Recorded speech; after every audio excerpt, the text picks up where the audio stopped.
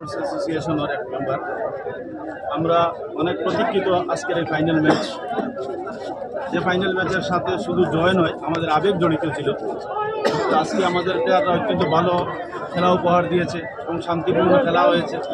আমরা অত্যন্ত আনন্দিত এবং আজকের যে খেলা, বিশেষ করে পারভেজ ভুইয়া এবং আমার টিম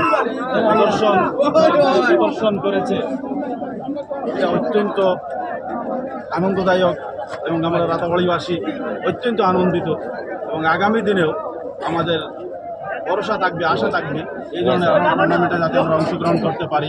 আমাদের ছেলেরা বিরাট পরিশ্রম করেছে এই কয়েকদিন প্লেয়ার ম্যানেজ করতে, এবং খরচেরও কথা আছে, এগুলো ম্যানেজ করতে আমার ক্লাবের প্রত্যেকটা সদস্য অত্যন্ত পরিশ্রম করেছে। আমি আমার ক্লাবের প্রত্যেকটা সদস্যের অন্তঃস্থল থেকে ধন্যবাদ জ্ঞাপন করি।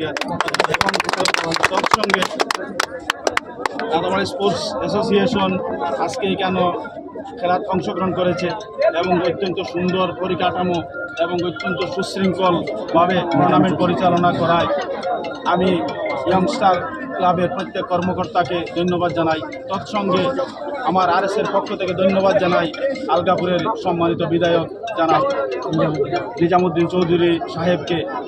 উনি এত বড় একটা আয়োজন করার কারণে আমরা অংশগ্রহণ করতে পেরেছি এবং আমরা জয়লাভ করেছি।